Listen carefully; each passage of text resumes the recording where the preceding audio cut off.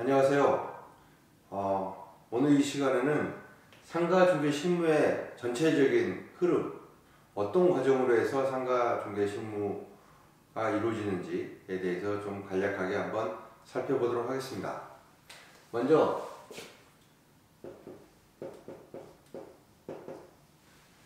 상가를 하기 위해서는 먼저 지역이 설정되어야 됩니다. 그 지역이라는 것은 상권이 형성되어 있는 지역을 말한다고 하겠습니다.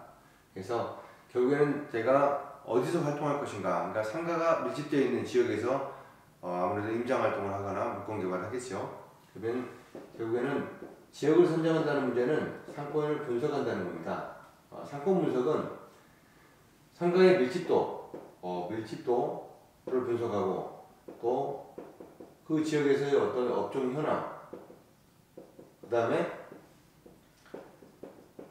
고객층, 배우 세력, 아파트가 어느 정도 밀집되어 있다든가, 원룸촌이 있다든가, 사무실이 밀집되어 있다든가. 그래서 전반적인 어떤 첫 번째는 지역을 설정하는 문제를 먼저 해야 됩니다. 자, 두 번째로는 이제 임장 활동입니다.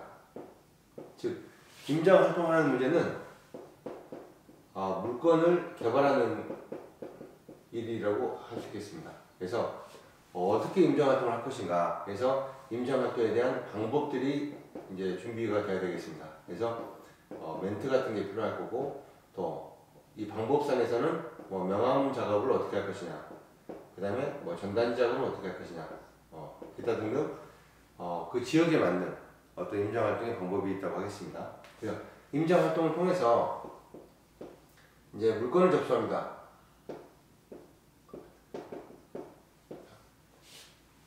매도자 입장에서 물건을 팔아야 되겠다 했을 경우에 물건 접수는 상가 임대인 경우와 상가 매매인 경우로 나눠서 볼 수 있겠습니다. 그러면 예를 들면 상가 임대인 경우에는 물건을 접수할 때 임차 조건이 어떻게 되는지, 그 다음에 그 업장의 시설이라든가 비품의 현황은 어떻게 되는지, 그 다음에 인테리어 시설은, 그다음에 비품은 렌탈을 쓰고 있는 곳이 어떤 것이 있는지 등등.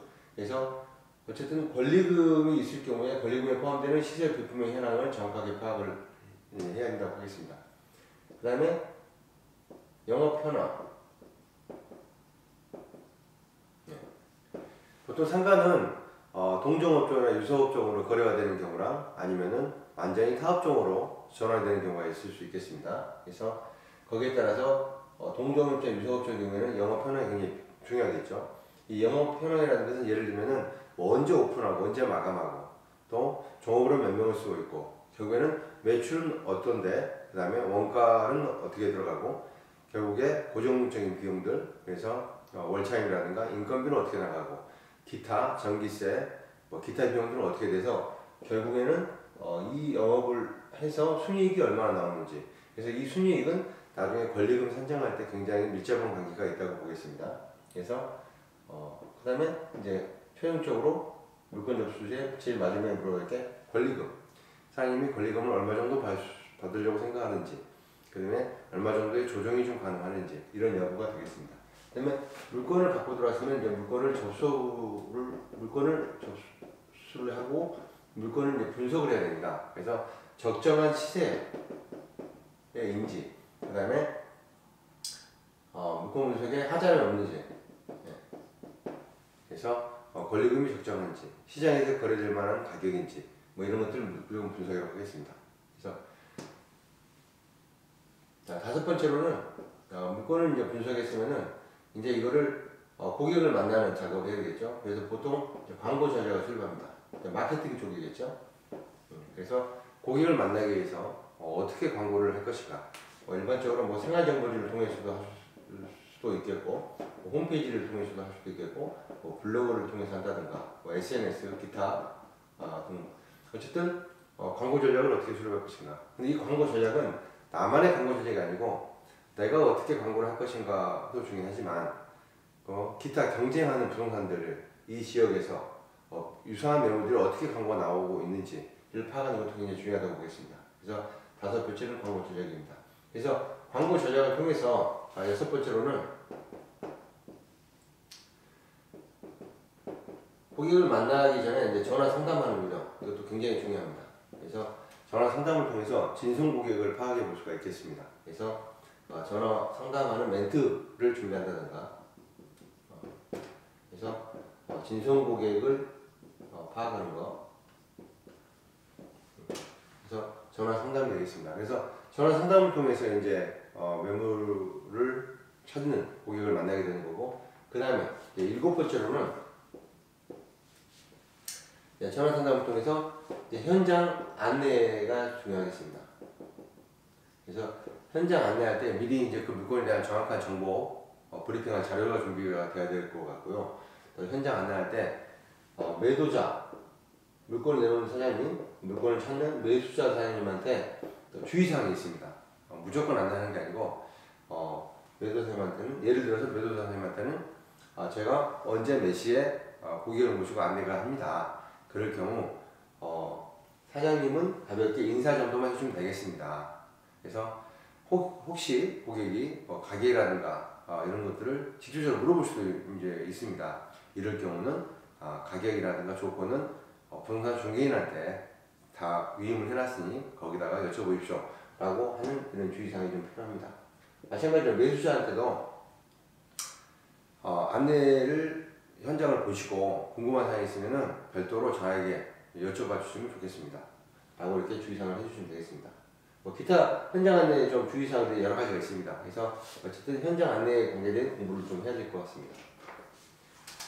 그 다음에 현장 안내를 통해서 8번째, 매수자 고객님이 마음에 드는 물건이 있다. 이런 걸 잘 파악해야 되겠죠. 그래서 물건이 마음에 드는 물건이 있었을 때 보통 매수자 사장님께서는 최종적으로 나오는 것은 가격이라든가 아니면은 조건을 좀 조정을 해주라는 그런 의뢰가 들어옵니다.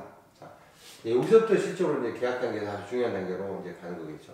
그래서 매수자가 무엇을 마음에 들어 하는지, 또 매수자가 요구하는 사항이 정확히 뭔지, 이걸 정확히 파악을 해야 되겠습니다. 그 다음에 이 가격 조정을 통해서 이제 저희가 조정 단계로 들어가는 거죠. 가격. 그래서 이때는 또 매도자 사장님한테 또 가서 조건을 맞춰주고 가격을 협상하고, 또 매도자 사장님 요구 조건을 또 전달하고, 이런 식으로 가격 조정하는 단계가 있습니다. 그래서 이 가격 조정하는 단계는 굉장히 물건에 따라서 많은 차이가 있습니다. 하지만 맥은 있습니다. 그래서 실질적으로 부동산 중개에 있어서 어떤 여러 가지 그 강의라든가 이런 걸 들어보면 가격 조정하는 것들은 실제로 잘 안 해주는 경우가 있습니다. 이게 실적인 아주 중요한 스킬이고 기술인데 이 부분도 나중에 한번 제가 해드리도록 하겠습니다. 자, 가격 조정을 한 단계에서 이제 9번째로 가는 게 이제 계약 전 단계. 그래서 마무리를 해야 되지 않겠습니까? 그래서 클로징 단계입니다. 그래서 클로징 단계를 하고 마지막에 최종적으로 계약서에 들어갈 어떤 내용들, 그 다음에 특약이라든가 이런 거를 최종적으로 다 점검을 해보는 겁니다. 그래서 마무리를 하는 거고, 그 다음에 10번째 이제 계약서 작성을 한다고 보겠습니다. 그래서 계약서 작성이라는 것은 신속하게 계약서가 작성이 돼야 됩니다. 항상 매수자 사장님 입장에서는 도장을 찍을 때까지 항상 불안한 심리를 갖고 있기 때문에 신속하게 계약서를 체결할 수 있도록, 그래서 사실 이 계약서 쓰기 전 단계에서부터 모든 것이 완벽하게 좀 정리가 돼서 이루어져야 됩니다. 계약서 쓰는 순간에 다시 또 다른 조건이 나오거나 뭐 서로 간에 협상이 잘 안 되거나 했을 경우는 굉장히 불안전한 계약을 할 수도 있고 계약이 깨질 수 있는 가능성도 높다고 하겠습니다. 그래서 마지막에 11개는 이제 그 사후관리, 계약을 끝나고 나서 이제 고객을 또 어떻게 관리할 것인가 라는 문제가 있습니다. 그래서 크게 한 11가지 정도의 단계를 거쳐서 상가 정비 실무가 이루어진다고 보겠습니다. 그래서 제 유튜브에 보시면 이제 각 파트별에 조금씩 제가 설명을 해드렸는데 또 차후에 이 각 파트별로 배워야 할 것들이 굉장히 많습니다.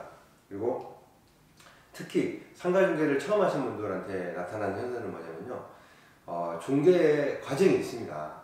실무 과정이 있는데 단순히 이게 이론적인 것만 가지고는 안 되고 실전을 통해서 그런 것들을 하나씩 수정해 나가야 되는데, 가장 중요한 게 중개인의 말입니다.